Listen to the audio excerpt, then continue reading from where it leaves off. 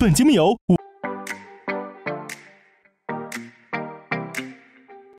5G 视频手机双方都更清晰 OPPO Reno 3 Pro 冠名。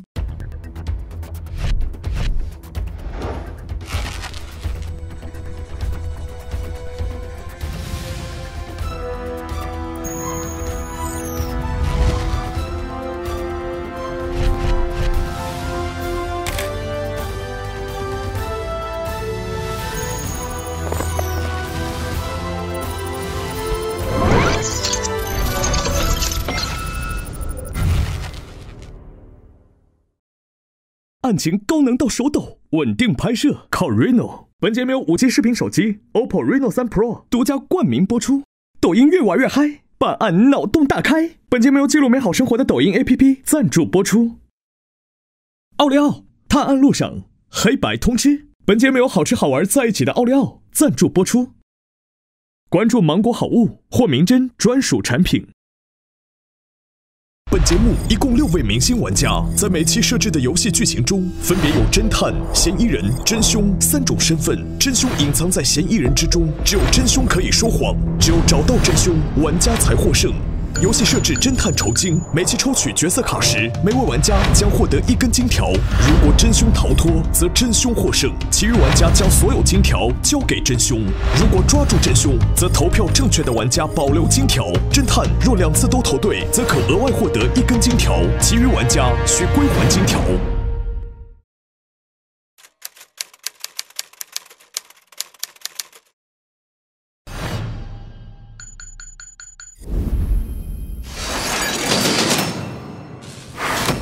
X 技术学校的储物间，发现了10个曾老师。头的地方有血，有2个洞。我接到了一个求助的电话。我都在 X 技术学校储物间的。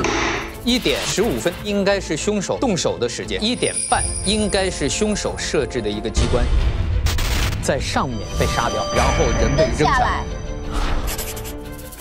M 市发生了一起惨不忍睹的车祸，夫妻2人当场身亡，独子萨创造悲痛欲绝。他就是有理由怀疑甄士大改装过车，他在监控上看清了甄士大的脸。他有一种叫无法控制的笑出鹅叫声的一种病。范车脑功能因治疗手段而受损，预期6个月之后死亡，构成了我们的核艺术的一个杀机。他10年一直在你眼皮底下。当然，我确定他一直在家里跟我一起生活。这个学校根本不是他，但是我也确定告诉你，这是我创办的学校。有一个今日之子的照片，这是一个地下组织吗？校长一定有一些事情还瞒着我们。今日之子到底是什么？甄士大又到底是干嘛的？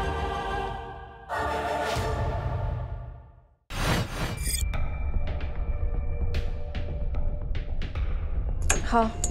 我先说一下，我觉得就是欧校长把那个死者约到储藏室这个事情，就是很重要。但欧跟甲就现在他们的故事都还没有出来，不然我就欧跟甲，我要投谁呢？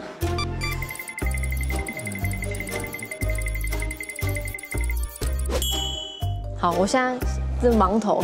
鸡蛋破鸡蛋，看谁买到破鸡蛋，回家变炸弹。他，我要投他。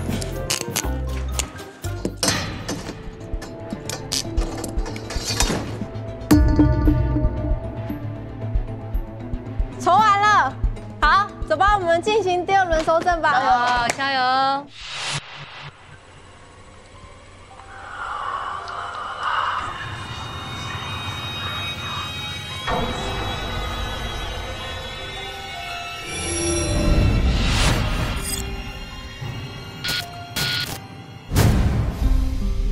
去那个巴士再看一看，因为全部的现场呢，只有那个巴士是真的空间。对。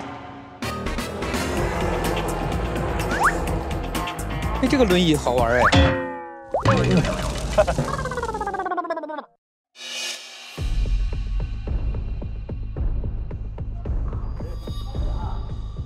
哎，那个轮胎下面压了一张纸，扣轮胎，是吗？压了一个卡片。哎，这是我哎！我还要尽快把你带回我的学校，甄士大。这是你吗？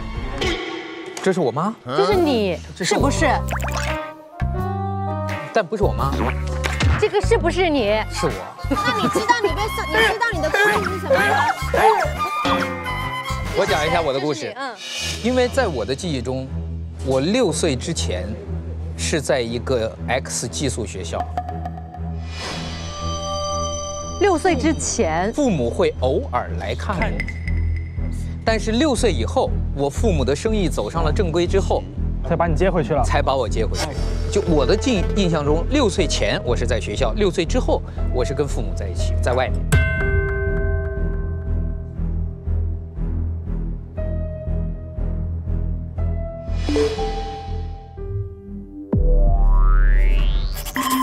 2022年的3月1日，在 X 寄宿学校，长得跟这个不一样。他自己有一个学校。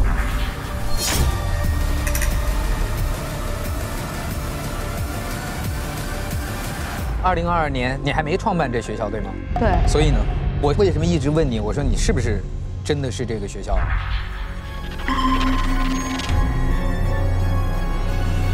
继续找东西吧。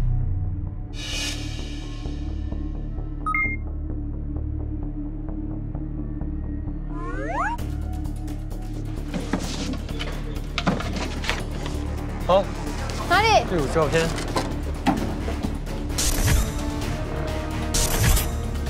最近传名他是偷偷溜走至欧的叉，预计2016年1月16号东，再将把他杀掉。所以这应该是2个学校，欧的 X 和真的 X。哦，他怎么会有这个？车，放车。 来，你过来，你怎么有这个？为什么？这是你从哪边撕过来的吧8岁的时候我在家里，结果那天哥哥不在家，然后爸爸妈妈领回来了一个陌生的人。陌生的人。然后这个陌生的人呢，就把我交给了这个甄老师。 爸爸妈妈领回了一个陌生人，领回了一个陌生人，这个陌生人又把你交给甄老师。我坐到那个人的车里，然后呢，见到了甄老师，那就是一个司机，不重要的司机。然后就进到了我们的这个以前的这个 X 寄宿学校 ，X 寄宿学校，但是跟这个 X 寄宿学校名字一样，但是不一样的学校。然后我进到那个 X 寄宿学校以后呢，我就觉得我特别想哥哥，然后我特别想我爸爸妈妈，然后我就特别想跑走，我就想告诉他能不能把我送回去。 然后，但是我在找他的这个路上呢，发现有一个开着灯的房间，我就进去了。然后发现上面有一个小本本，而里面有很多小孩子，就像这样的照片。当时我看完这个的时候，甄老师打着电话就说，我一定会把它给处理掉。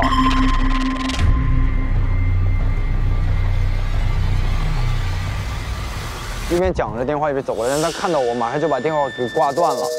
他挂了以后就把我拎回去，说告诉我不能在学校乱跑，然后他也不会把我送回去，就让我好好睡觉。然后你是逃出来了，对不对？逃出来了，你最后。但现在可以确认的是有2个 X， 一定有2个 X。找到了，侦探。打开，开钥匙喽。哦，这就是我在下水道的时候穿的那件破衣服。范车1号，8岁。他是1号。这个手环呢，其实就是以前的 X 寄宿学校，然后甄老师给我戴的一个手环，这就是我的名字。这又是另一个故事了。因为我看那个小本本上的那个学生一个一个在消失，有一天我就跟着甄老师还有这个被领走的小孩去看他们去哪里了，然后结果进到了一个房间，就发现这些孩子们就一个一个躺在床上，然后闭着眼睛，就是感觉像是死掉了。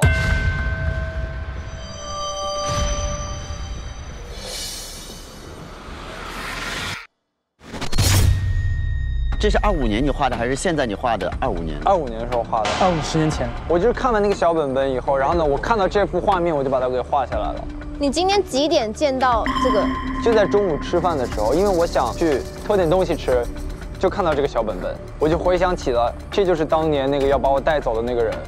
然后我就把他的小本本，把我自己的这一页给撕下来了，然后藏到了我的屋子里。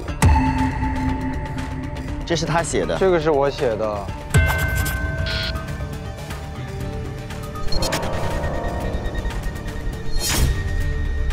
他在他8岁的时候就从那个真的 X 里面逃了出来，所以破吕蓝山的出现在了我们的 X 门口，然后这时候收留了他。那我们家那个是谁啊？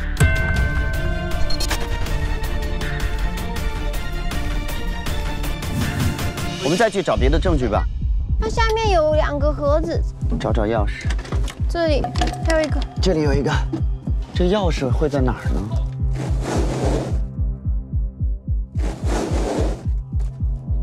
哎，有钥匙，在标语上。我看到了。啊！但这个这么小的，应该是这个。Open 它，打开它的小秘密。有一套衣服，这就是那个小本本啊，就这个本子啊。对，空的。今日之子的成员们绝对不能允许这些1号孩子被发现。继承者们计划的秘密，如果被普通人知道，我的命就不保了。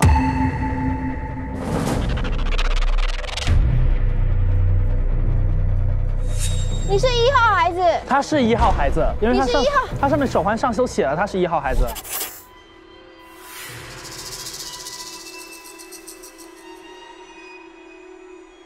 钥匙，我找到另外一个钥匙了。啊，把它打开。继承者们计划书，想要世世代代保住财富和地位，必须培养出足够优秀的继承者们。今日之子富豪联盟的所有成员决定共同出资10个亿，交给科学家甄士大，在 X 实验基地进行继承者们定制计划。根据甄士大的建议，将复制一份胚胎后再进行定制改造。在妻子怀孕后，用针管提取胚胎细胞组织进行复制，原胚胎为1号。被父母正常抚养，复制胚胎为2号，被 X 实验基地抚养，定期注射药物，使身体的各项指标达到定制需求。如2号改造成功并得到父母的认可，则2号可以回到父母身边抚养长大，而原来在父母身边的1号需要回收至实验基地进入休眠舱。由于计划不具备对外公开性，且必须对孩子本人保密，因此 X 实验基地将被包装成 X 寄宿学校，所有的2号孩子将以为自己在这里进行寄宿学习。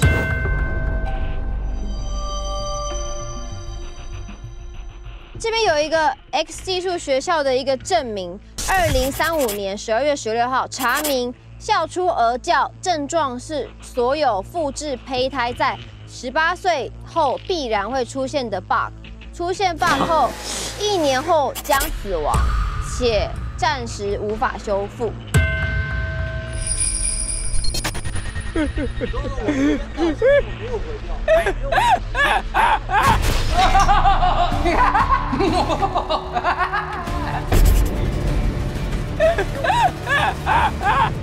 边还有一个日记本，在最厉害的师傅、师哥、帅哥，在最厉害的帅哥，我来。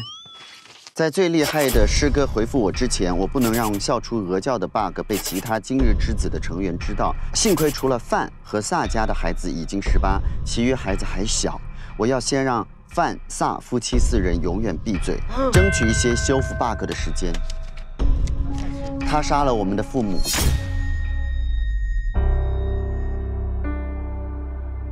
儿子，我们要去找 X 寄宿学校的甄士大算账，可能一时半会儿回不来。你回来要记得自己吃饭啊！死者为智能家电公司老板萨老板与其妻子。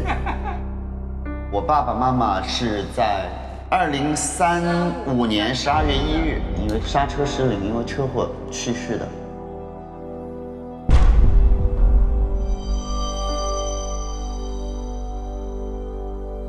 但是我没想到的是，整整5季了，我一直在找节目的 bug， 今天我成了一个 bug。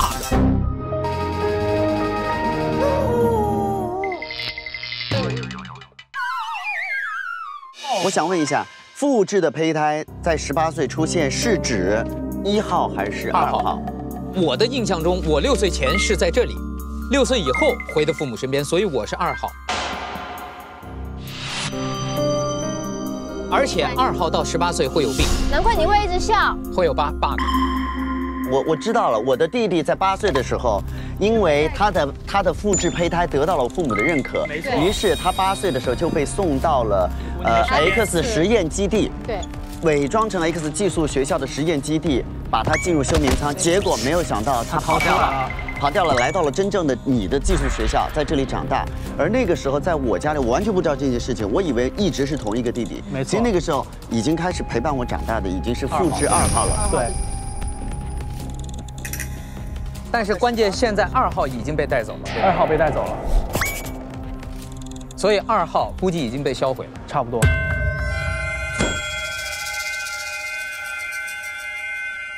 你只有我这一个弟弟了，哥哥。我有一个就够了。弟弟，我没事，哥哥在，不怕。他只跟我说话。我有一个很好的哥哥，就是我。我回家找哥哥。我是小老虎。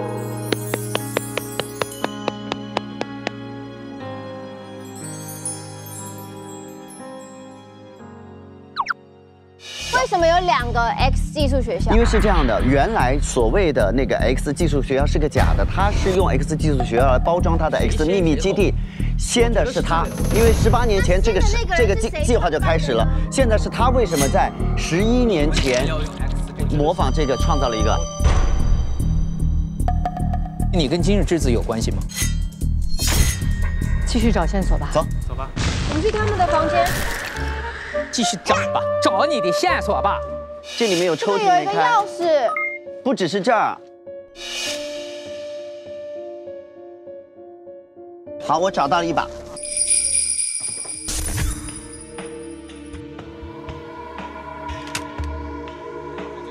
是他啊！你看，我们的校长欧校长有所有跟我弟弟一样的孩子的资料，因处理日期2031年1月2日失踪，由不重要的司机运送到欧的 X， 这些孩子全部都被想办法带到了你这儿。他其实是为了救这些人。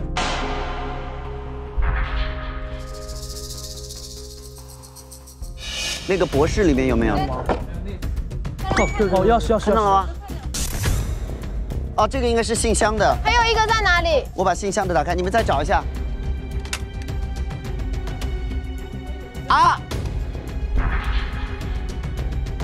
这个下面。哦，好高级。这里。这手机。假学者的。我爸的手机。朋友们，他的信箱里面有这个。什么？高瞻泡棉，就是那个胶带，就是胶带吧？胶带吧。先看这个手机。还有拨给不重要的司机。这是假学者的，你的父亲发给真师大的。真师大教授你好，我是发起继承者计划的一员假学者。我太太已经怀孕了，昨天我提取了细胞组织，请问您收到我寄过去的样本了吗？收到了，贾先生，已经进入复制阶段，请放心。15年的2月19日，我家的假乖巧1号已经出生了，你的2号怎么样了？一切正常，会按照您的吩咐定制需要来进行改造，极致乖巧，绝对服从父母意识，极度努力，每天坚持学习10小时以上，极致专一，只爱文学，并具有超群的记忆力。Perfect， 我过几年来看他。2025年，10年以后，对，2月19日，我们家那个1号真是不折不扣的熊孩子。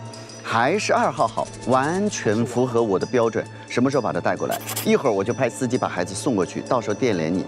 1号你会带回 X 寄宿学校处理，对吧？这个世界上只需要一个完美的假乖巧，就是我就是这个最完美的。放心，所有被回收的孩子再也不会出现在你们面前。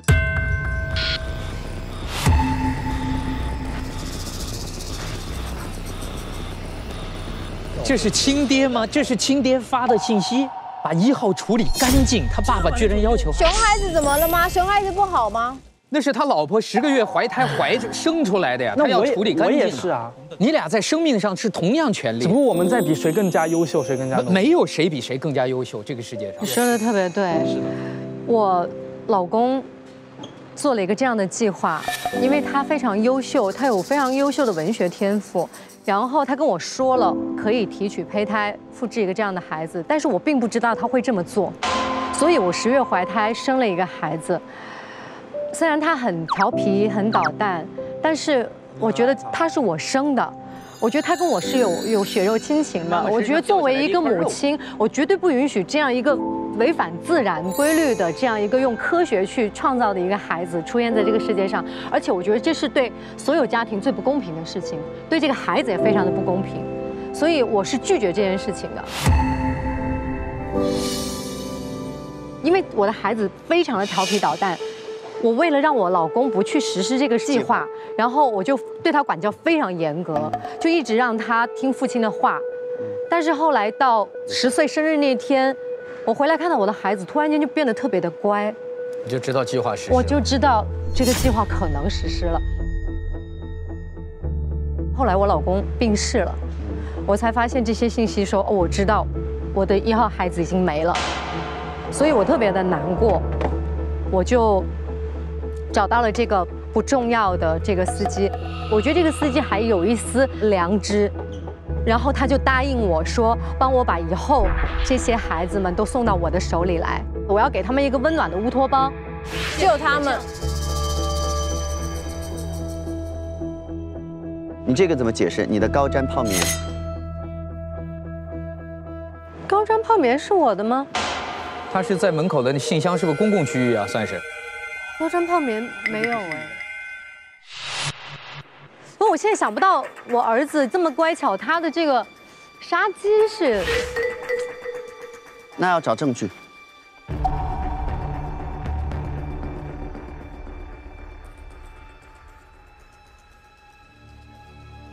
应该是这个吧？有没有？这边。没有想到这种高难度的活是由最矮的我来发现的。CD 换装小游戏，这是一款换装类的电脑游戏，在这个游戏里，玩家可以通过为主角更换服装来体验不同的角色和人生。谢谢你，谢谢你让我留在妈妈身边。所以他，你是不是其实是1号？我其实是1号。然后呢？我在10年前，我10岁生日的时候，我就突然听到门铃响了，我就跑过去开门的时候，看到一个陌生人跟我爸爸在我们家的门口，陌生的那个叔叔是真师大领着一个跟我一样的人。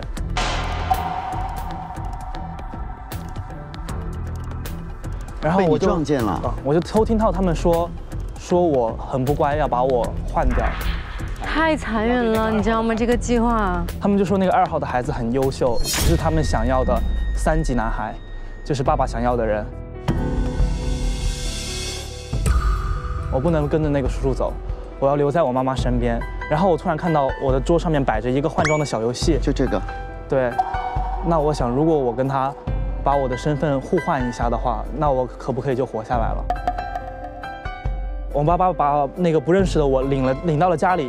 然后让他在一个房间里待着嘛，然后就趁我爸爸不注意的时候，我就用我的书把那个孩子给砸晕了，然后在他砸晕的过程中，我就跟他换了装，然后把他放到了我的床上，然后并且把我用被子盖住，然后呢，我自己就换成了2号的小朋友，换成衣服待在那儿，然后等于从10岁开始。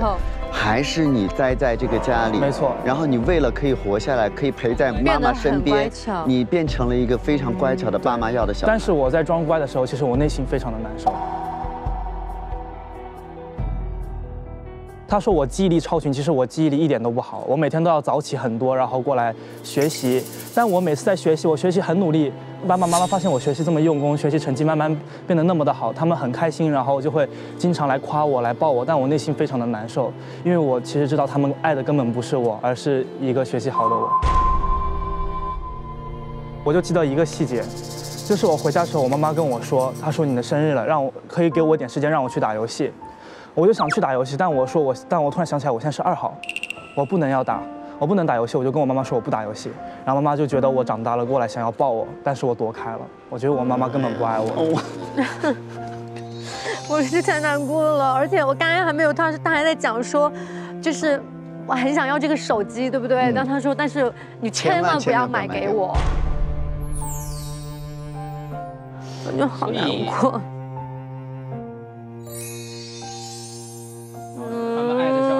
太可怜了。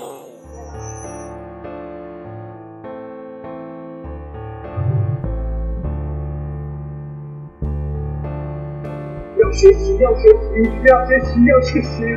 我要努力去学习啊！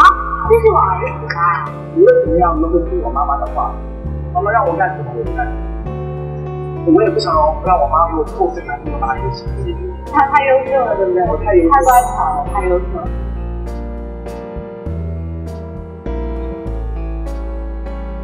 哎呦，好惨！你这个1号在你身边没走呢。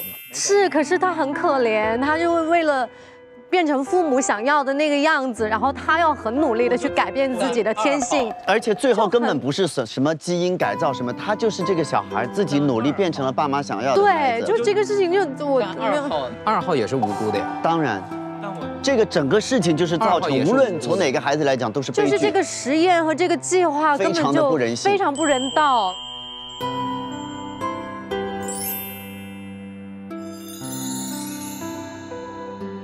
整个现场只有我一个人是2号吗？这俩都是1号，就只有我，就是1年以后就，应该是你是 bug， 你只有我是那个 bug， 好像是这个样子。你终于成为了，终于笑出了鹅叫。就1年之后我就，我终于尝试着眼里含着眼泪，又同时笑出鹅叫。我的妈呀！但他的杀机是什么呢？他还有东西吧？要找一找。还有东西。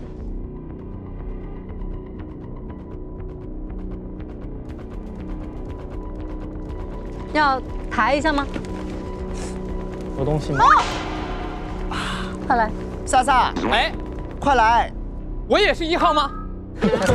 你们发现了什么？你是4号啊！这啊！贾乖巧在2015年2月19日出生，20岁了还未出现症状，而且还有10岁前的记忆，他一定不是2号。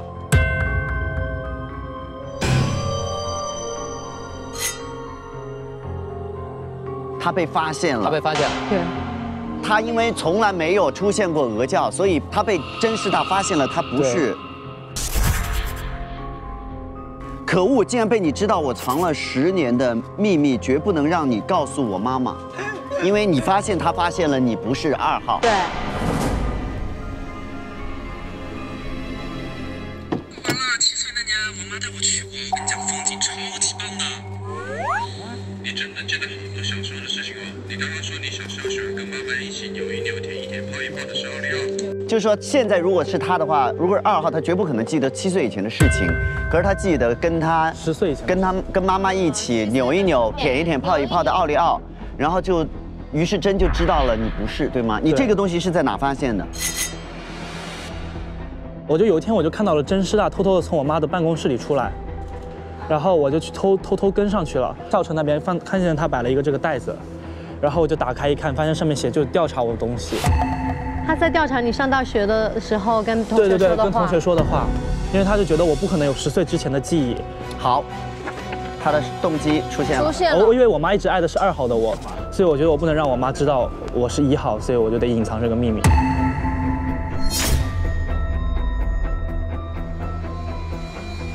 因为他知道妈妈爱的是2号。对，所以我也是刚刚才知道，我妈原来一直都很爱我。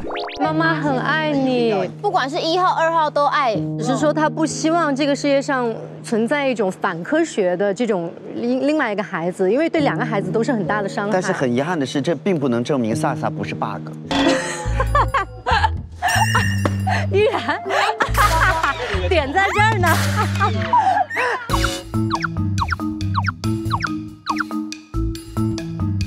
我还折腾不死他们，去搜去，我的身份也不一定啊。干嘛要把这秋裤穿上？你们都以为我是2号吗？哼！真的手机密码有打开吗？哦，对不起，那我没有哎，哎，真的手机在哪儿啊？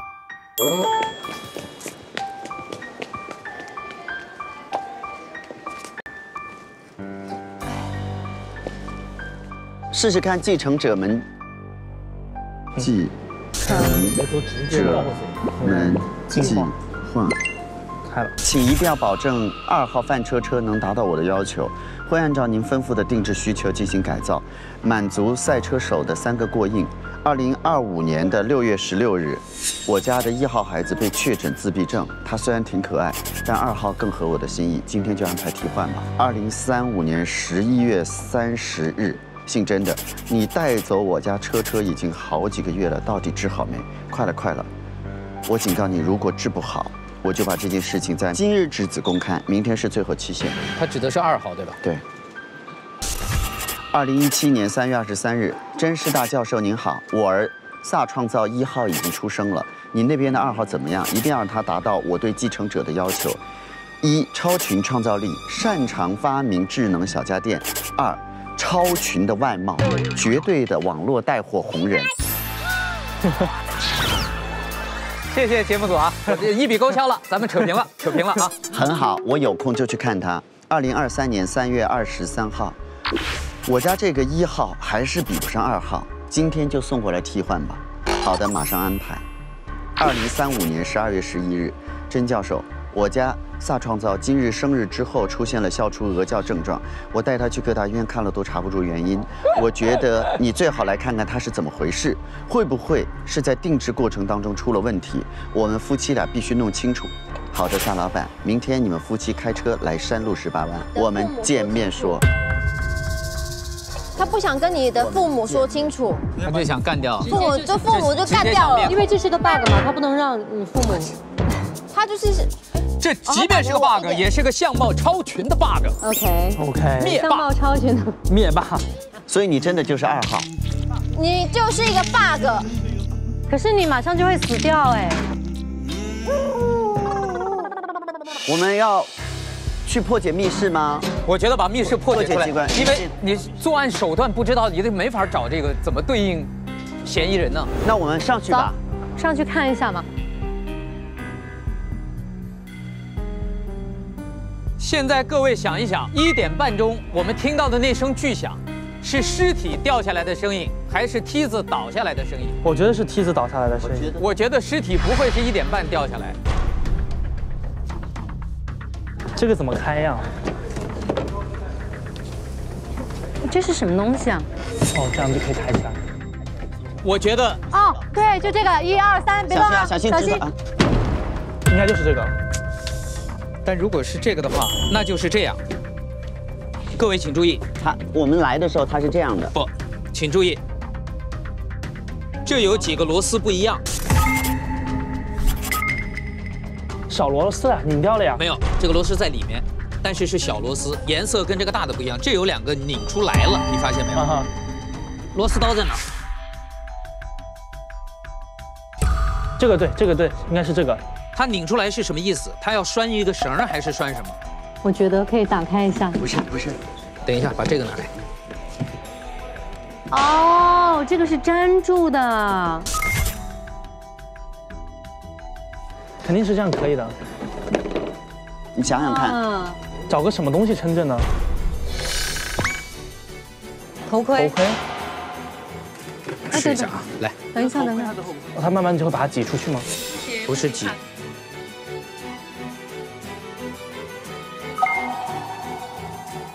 但它怎么控制时间呢？这个要很长时间，它只要这段时间够，它有可能不动啊。它一定要有一个什么东西帮它慢慢往前移。什么东西帮它移呢？电动车，玩赛车。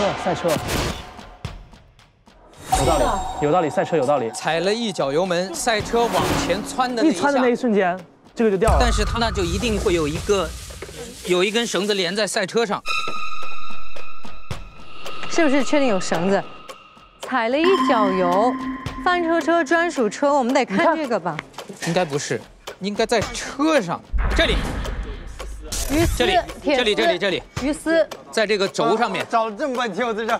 所以他把这个鱼线缠在这个轮轴上，只要车往前一走，这个把这个鱼线一收紧，然后带动头盔，板子落下，发出巨响，然后用那个东西粘，但是尸体在下面。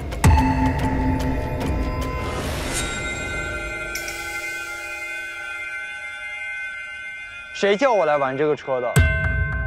何艺术跟范车车，他们两个就过来，一定要拉着我去开卡丁车。你哥？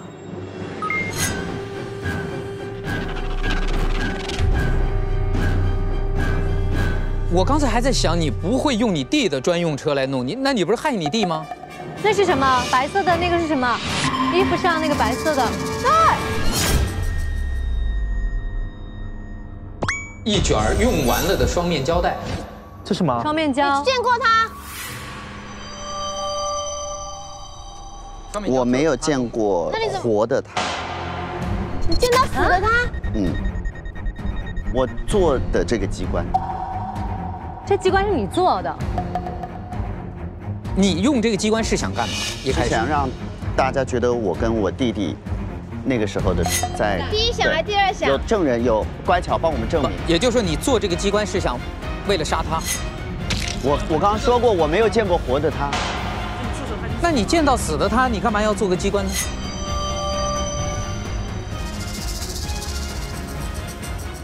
他肯定还有东西。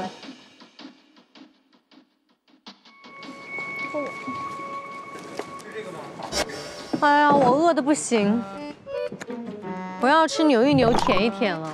哇，这个植入好自然。我真的很饿，你要不要吃一点？哎，这里，好棒！钥匙是哪里的？棒！果然还是得靠鬼鬼，棒！找钥匙能手。太棒了！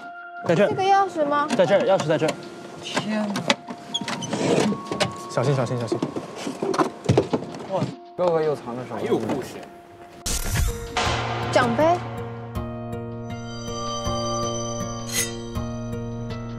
这是我的奖杯。哎，有血迹，下面。啊！你用这个砸他的头。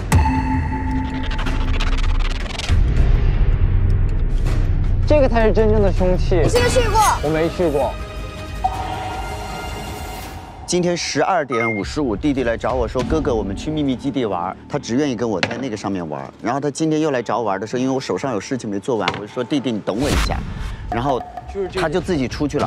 结果他说他是去拉粑粑了，但是我是1点20，我去到阁楼的时候，弟弟不在，真的尸体躺在那个阁楼的上面。几点？在旁边。几点？ 1点20。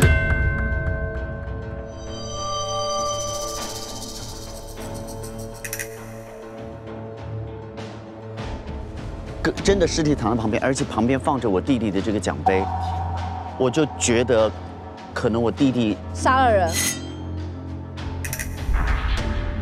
抢在我前面干了坏事，所以你就把这个偷走。我马上把这个拿走，然后同时我布了这个局，我把尸体从2楼通过那个洞放下去，放下去之后，木箱子的那个伪装是我做的，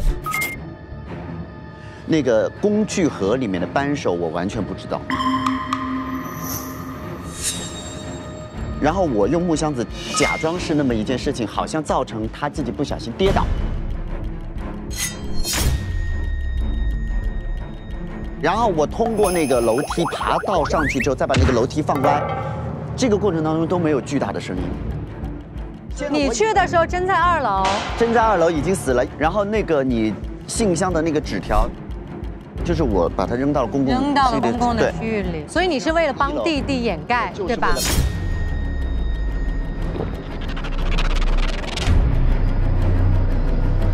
弟弟，你1点到1点20你在干嘛？你真的在拉粑粑吗？啊，真的在拉。所以这个不是你，这个是我本来想拿去给你炫耀我得奖。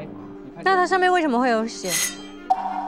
我在拉粑粑，我不知道。12点55的时候，我去找了哥哥，然后我准备告诉他一些事情和拿着这个奖杯，但是他说他在忙，让我先去阁楼等他，然后我就把这个东西放到阁楼上了，然后我突然拉肚子，这就是 my story。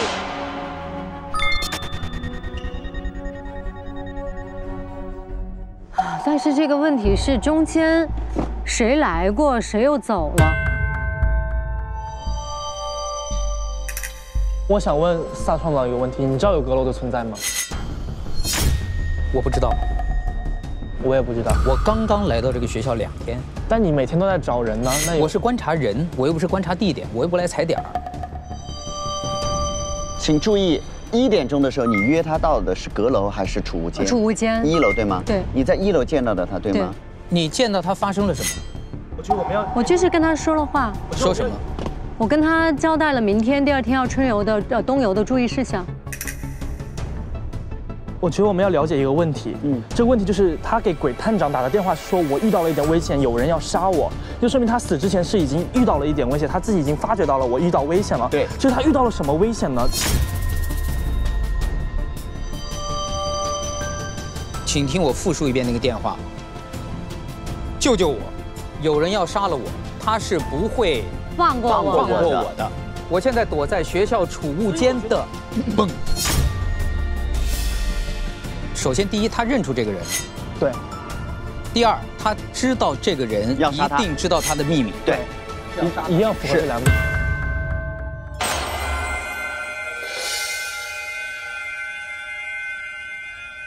你附合吗？我附吗？我配吗？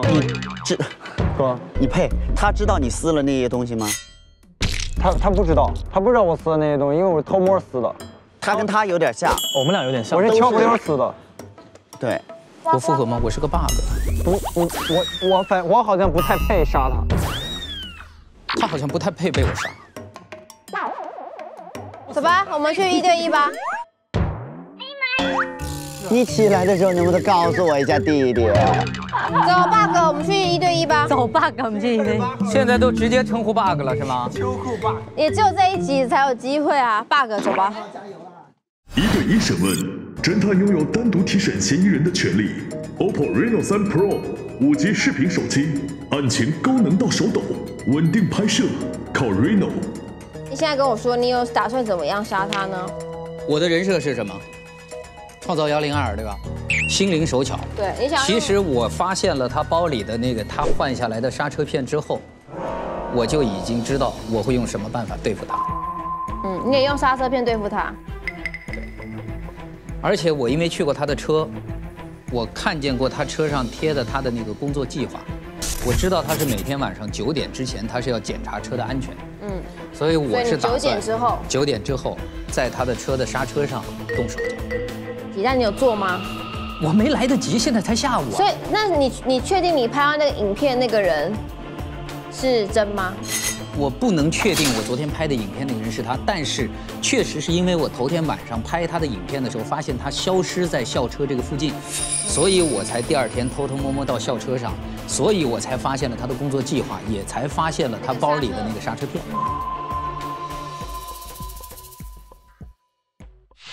那你还有什么故事没说的吗？这里面只有我不知道自己的身份，我甚至都不知道这个计划。你是凶手吗？不是啦。摸一下你的脉搏。不要每次再让自己最后宣布的时候惨兮兮的。可是你每次都是这样子演的。还有个问题，那1点15的打给我，确定是他，确定那一下就是他死亡的时候。现在基本上如果没有其他故事的话，这个时间点可以确认。1点20何去了，然后12点55饭去了，那中间还有个1点欧约了见面，但是见面聊什么呢？我觉得欧说的这个故事也有点可疑，就是他已经知道明天这个真会利用东游的计划把所有的孩子带走。但是欧说他把真约到储藏间，只是为了跟他交代明天的注意事项。那叫和吧。鬼，我觉得你应该先找欧，因为他刚刚承认一件很重要的事。什么事？你发现他的时候在2楼，对不对？我在你来之前把他敲晕了。他动过手。我觉得应该他来跟你讲，好不好？好吧。侦探，我要跟你汇报一个事情，因为之前我没有知道死者他在2楼这条讯息的时候，我一直以为我是凶手。我做完案之后，他还在给你15分给你打电话的话，那证明就凶手就不是我。所以他那时候还活着，而且他爬到了2楼去。因为我1点钟去找他商量事情的时候，我在他背后趁他不注意，用扳手砸了他。我以为他死了，我就用被子把他裹起来。但是他15分给你打电话的时候，那就证明他是没有死的。然后呢，何艺术见到他的时候，他已经死了，是拿了看到那个奖杯在楼上。你这个东西只能砸出一个洞，对吧？我不确定。你当时砸的时候他是。所以我怀疑，如果他是这样的情况的话，我怀疑他有可能是一个洞，那第2个洞有可能是另外的奖杯东西，对，或者是奖杯砸的，所以是2个洞，对。好吧，那你有怀疑谁吗？这2兄弟很可疑了，觉得这2兄弟还是可以再问一问。好的，那请饭，谢谢你，谢谢侦探。好难哦，头好痛。侦探，弟弟，你是不是凶手？我不是凶手。你还有什么事情没交代的吗？我全交代了，我该交代我都交代了。明天要去东游，对吧？明天去东游，你知道吧？所以你知道你会死吧？我知道我会死，我也想杀他，我不能让他杀了我，所以我要杀了他，这是我的动机。但是我没有一个计划，因为我刚想把这个他想要杀我的事情告诉我哥，你可能把这个跟他讨论。对，我要跟他讨论怎么办。所以你想要跟哥哥一起杀了他？对。好，我觉得他应该没什么好问的了。你还有什么没说的吗？没有。还有什么想说的吗？没有。好，再见。我觉得欧校长很可疑，我不知道为什么就觉得欧校长。好，那你帮我叫甲。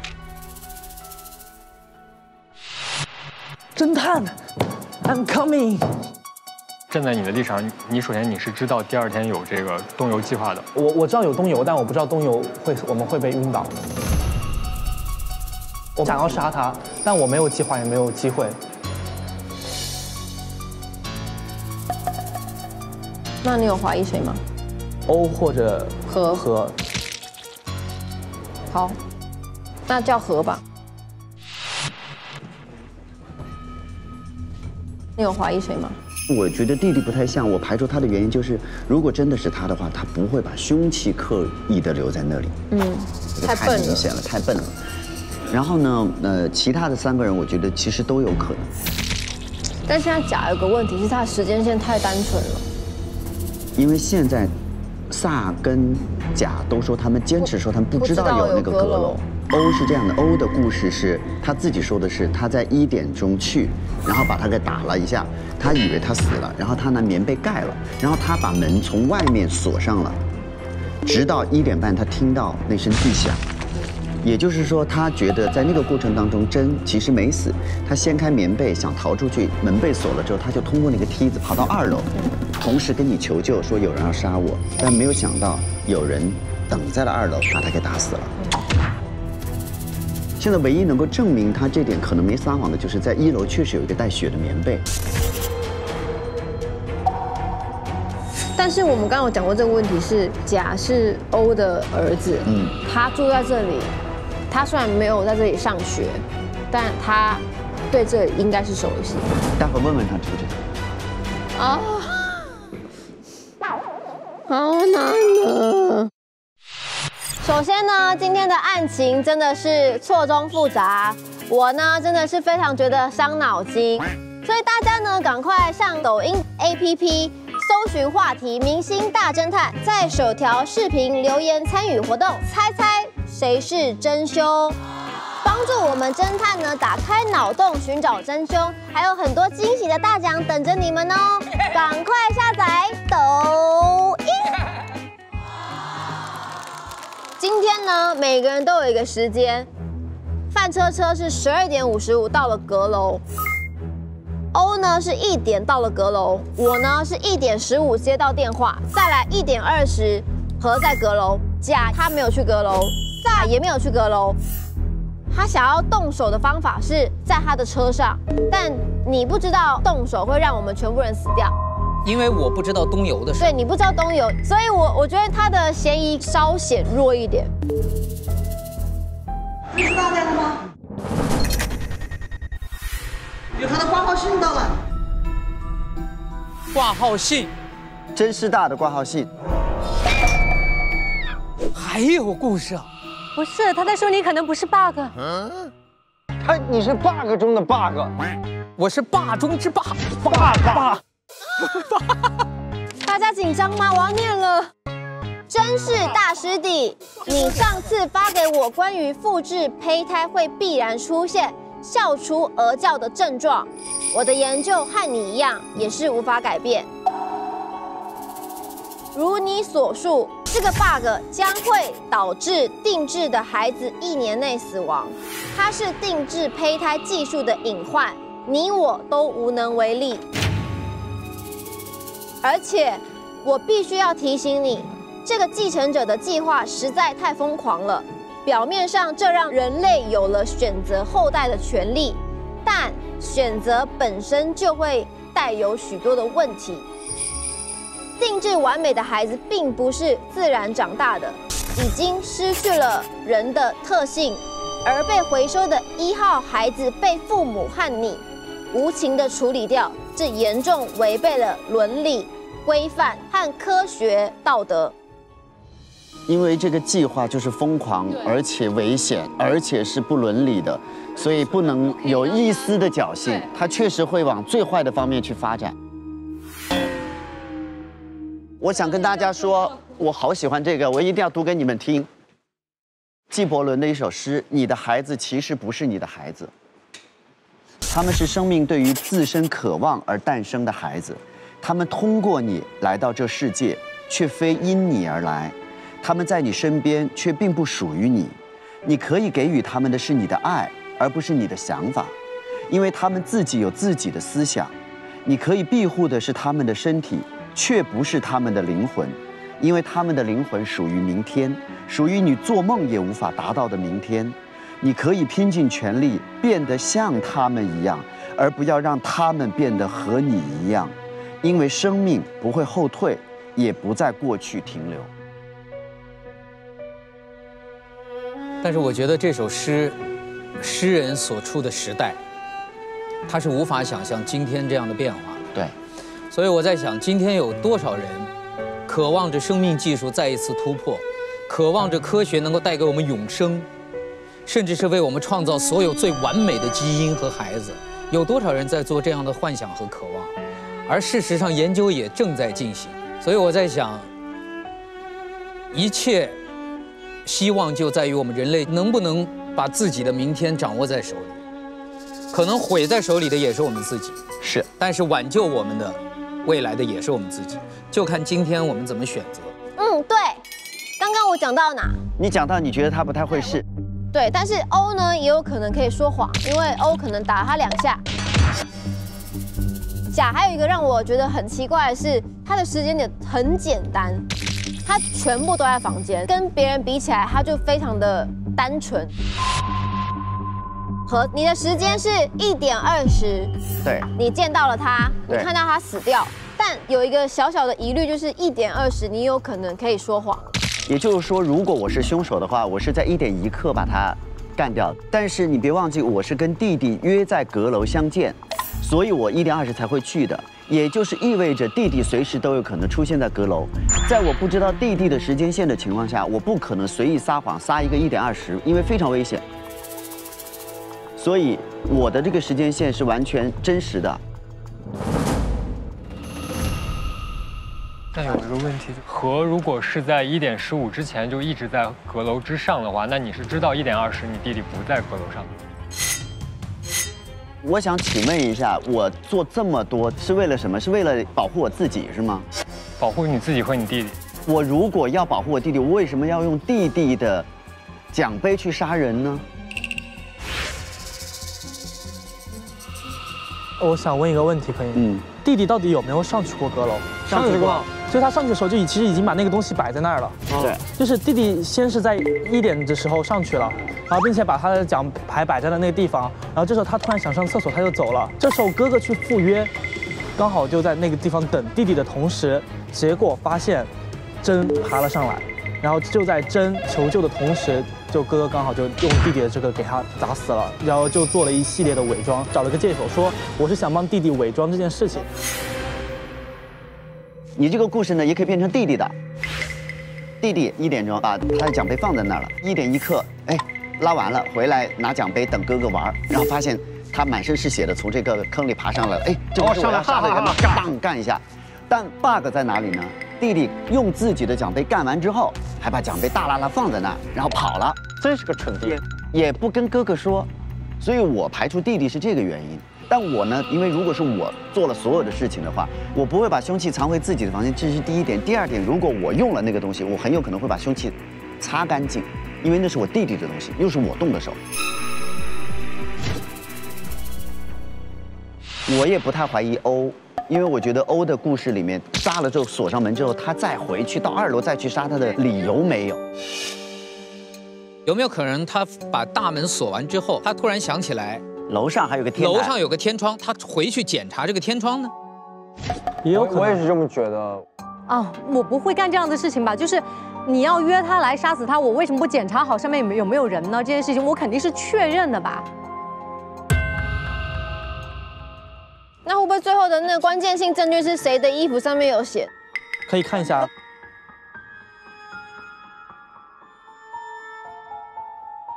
鞋底都没有。我白衣服很容易就沾上血，但是我也没有。还有一点别忘了，他要知道他的动线，他在他动线的埋伏等他，你懂我的意思吗？校车门上就直接贴了真的所有的行程，他2点钟会来储物间。那么2点以前，如果不是欧，不是我跟弟弟约好了要在这个阁楼，那么甲和萨都是有可能在这里等他的。我说一下我的猜想，准备动手之前发现这个门锁上了，里面有动静，于是他就想办法找怎么能够上去，发现了外面那个楼梯，爬上去之后，正好真在打电话跟你求救。就手捡起我弟弟留在那儿的奖杯，一砸，然后再把奖杯放回到原地，仓皇的离开，因为不会有人知道他去过那。1点25我去的时候就看到死在那儿了，还有我弟弟的奖杯在那里，于是我做了后面的这些掩盖的东西。但对环境的熟悉一定是一个重要线索。因为这个楼梯它是要绕过外面的赛车场、赛车道，它还不是说直接就在楼旁边就能发现，所以对于我们来讲，我觉得环境非常重要。我觉得我们现在可以这么盘：第一个来的是弟弟，弟弟来了之后把奖牌留在了那个地方，前面的事情都是一样的，然后之后会发生3种不一样的事情。第一种事情就是说弟弟走了之后。除了哥哥跟弟弟之外，可能我们3个人的其中一个人又来到这个地方，然后用那个把他给杀完，为了嫁祸给弟弟，把这个东西奖牌又重新丢在了那个地方，然后我们走了。还有一种线就是说弟弟干掉了真，然后把那个东西留在那走了。还有一种可能就是和上来这个地方，然后用这个东西干掉了真时候，刚好用这个理由保护弟弟，然后用这个保护弟弟的理由来迷惑我们了。反正就只有这3条线可以走得通。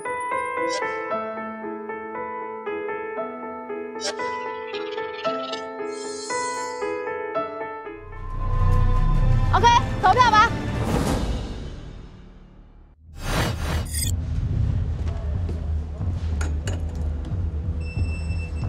我先排除了我的弟弟，因为我觉得弟弟不可能把自己的奖杯这个凶器留在现场。我也觉得欧校长不是，因为欧校长他做了第1步，然后撒第2步的谎，中间有可能出现的纰漏会特别大。在假乖巧和萨创造之间，我觉得，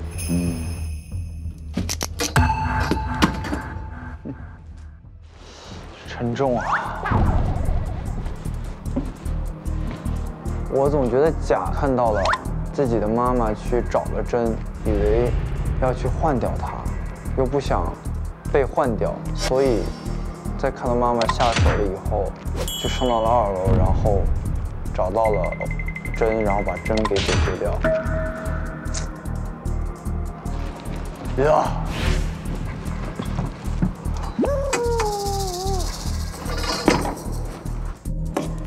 哦哦哦！让我投给谁？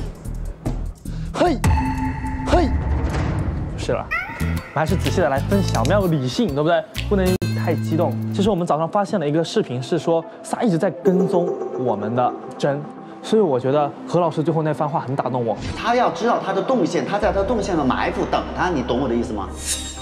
就有可能是萨一直跟踪这个真，并且他刚好看到了有这个下手的这个机会，然后就趁机下手了。我觉得这个萨是具备了这个条件，主要是我觉得比起这么多不可能的话，我觉得萨这是最有可能的一条线，所以我最后选择要投给萨。我跟你说一个很震惊的消息，就是我现在要投的那个人是我们刚刚所有人都没有怀疑的那个人。虽然我很不想怀疑他，但是我觉得每个人都是有嫌疑的。为什么我要怀疑范？因为12点55到1点半，我觉得这拉粑粑的时间太长了。他只要在这时间点上面，他可以说话，他就会是凶手。最不可能的人就是凶手。走吧。我觉得范车车和何一树他们两兄弟的这个动机还是很明显的。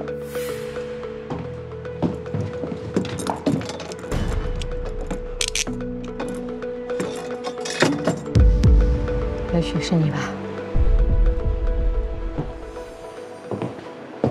在我的判断当中，谁熟悉环境，谁知道2楼空间，这个非常重要，因为我是不知道的。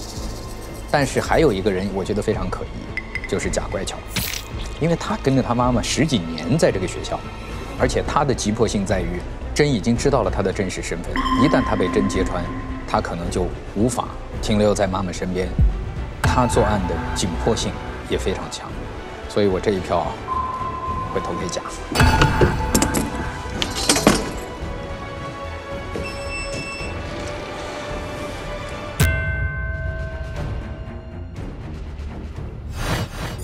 有一种不祥的预感。OK， 公布凶手。明星大侦探第5季第8案 ，X 学校杀人事件中，究竟谁是杀死真是大的凶手呢？首先公开是谁？获得0票的玩家。0票的玩家。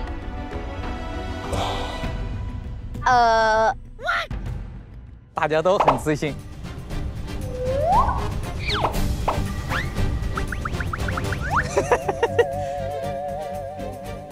获得0票的是2位。哦，就是我了，可以下去了，何老师。是谁？何艺术。恭喜。打扰了。第2位0票玩家是。第2票是萨 bug。灭霸。欧校长。啊！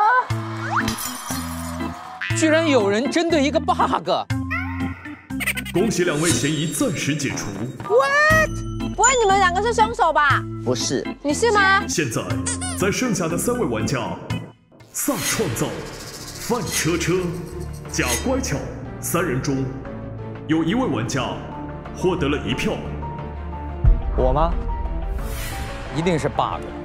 萨创造，看，是因为我换了头型，你们就针对我吗？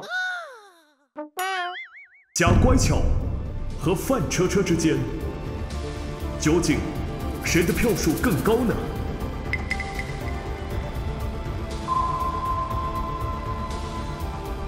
那个人就是贾乖巧，将贾乖巧关进笼子。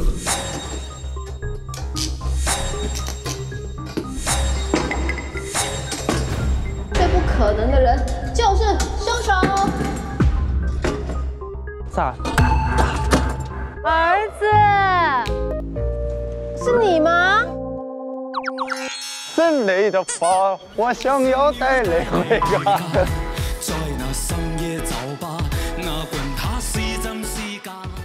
那至少让我得1根金条吧。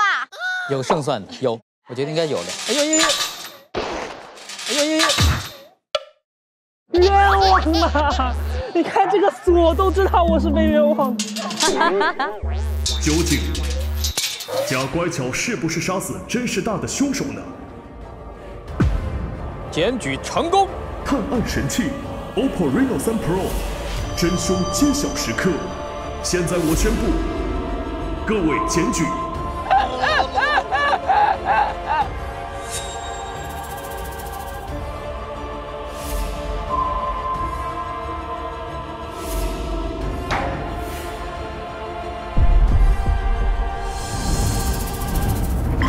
失败。真正的凶手就是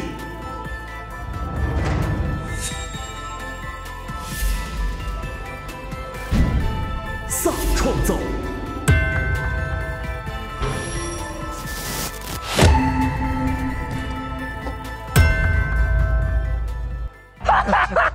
哇，是不是 bug？ 怎么是我呢？耶！我猜对了。我们错过的关键证据是什么？大家错过的关键性线索是，欧校长那里有一份真实大的未处理名单，里面都是俯拍的照片，证明真是去过阁楼的。萨手机里有一直尾随真的视频，证明萨一定是知道阁楼的存在，且知道阁楼怎么上去，所以在这一点上，萨是撒了谎的。还有在萨创造把处理过血迹的纸巾藏在了他房间其中的一个发明创造里。太难了，儿子，怎么会有人投你啊？请助理送上金条。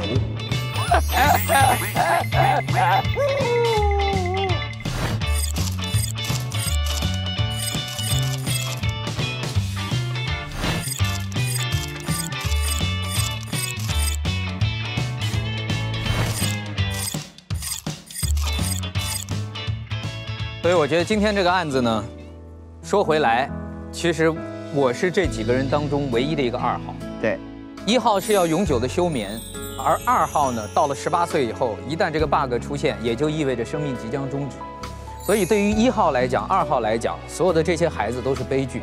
尽管今天我觉得这个案子用的是一个科幻的前提，但是我想，此时此刻，又有多少父母真的渴望着把自己的孩子按照自己想象的模样去打造？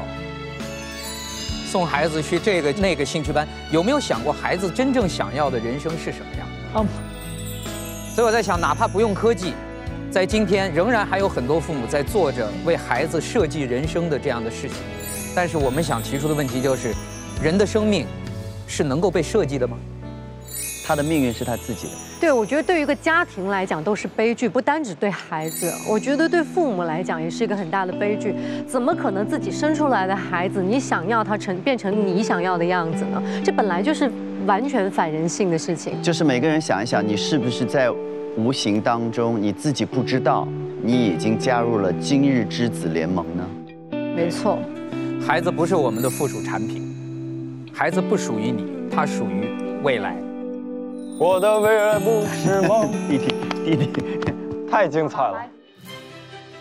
好的，那我们现在要感谢我们的 OPPO 案情高能到手抖，稳定拍摄靠 Reno， 感谢5G 视频手机 OPPO Reno 3 Pro 对本节目的大力支持。谢谢 OPPO。抖音越玩越嗨，办案脑洞大开，感谢记录美好生活的抖音 APP 对本节目的大力支持。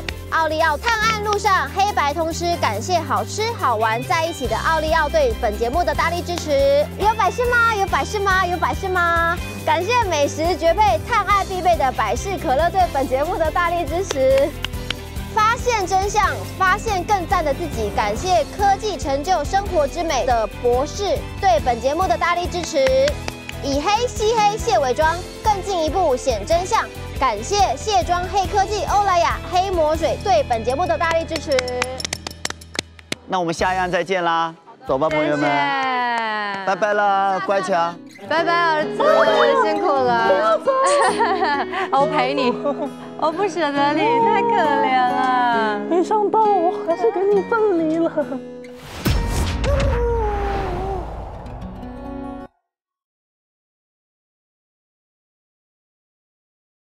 父母总是希望自己的孩子是完美的，望子成龙，望女成凤。我觉得在这种望子成龙的前提下，要想到孩子们想去做什么，或者不能忽略他们的想法，否则孩子就会薄得像一张纸片，而这个纸片上画上的永远是你给他的形象。我觉得孩子本来就是一个独立的个体，他始终会长大，他始终会懂事。每个人都会有自己的缺点，有自己的优点。无论什么样的孩子，不管他有先天性疾病也好，性格淘气也好，乖张也好，或者自闭也好，这些都是他们创造出来的一个鲜活的生命，他们都应该给他更多的爱。太过于完美的人会给自己带来太多的压力。什么样的干预，什么样的参与是好的，或者是对孩子来说是真的有帮助的，其实是每一个父母都要去思考的问题。大家一直会觉得不管孩子是不负责任，但是你管到让一个孩子完全按照你的方向去成长，也是不负责任。我们父母能给予孩子的就是爱，而不是说把他们改变成我们想象中的样子。所以请你让他们的生命带着他们自己的色彩和模样去成长，你在背后默默的呵护，不要让他们长歪了。但是至于孩子此刻是想奔跑还是想停留下来观赏风景，不要过多的去干预他。我觉得让孩子多一些自由的选择，他成长起来的生命一定是更丰富、更有层次。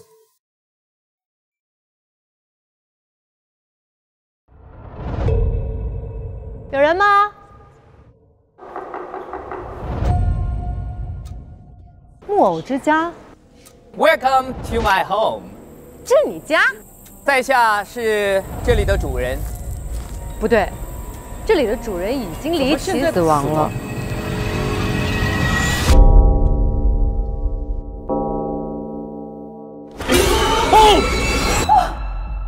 不对吧？这是个人还是个木偶？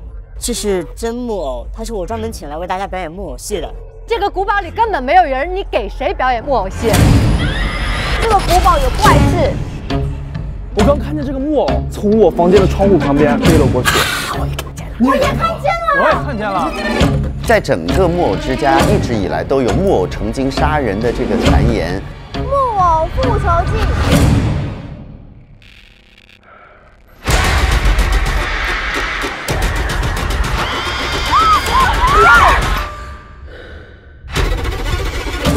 哦，就是这个木偶，就是这个木偶。等一下，那个木偶不见了。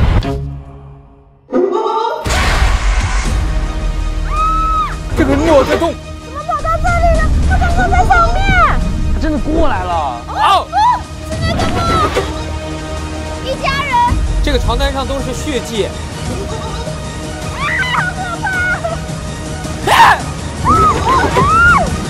怕！啊！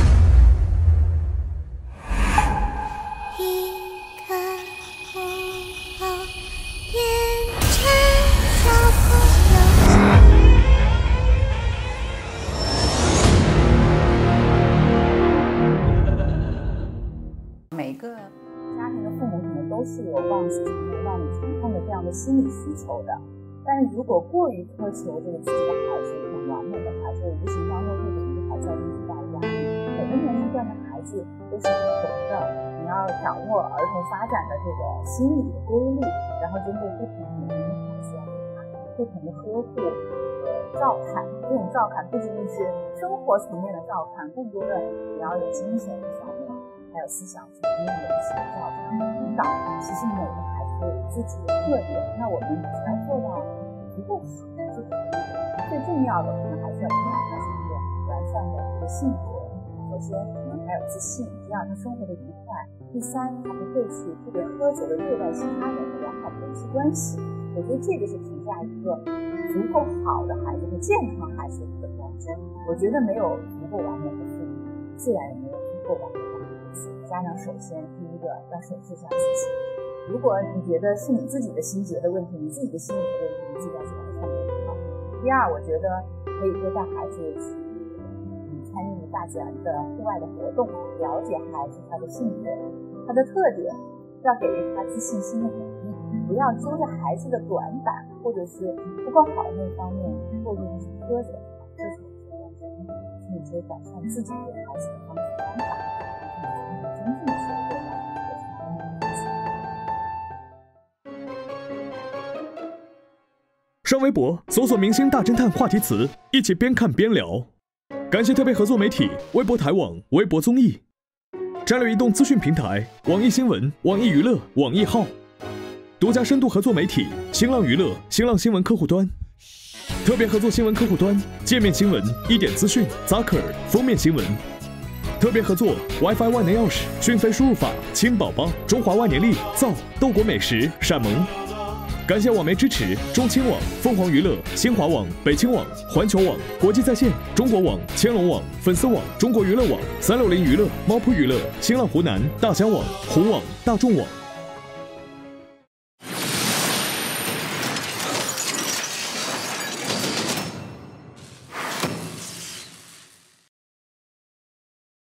高能侦探再度集结。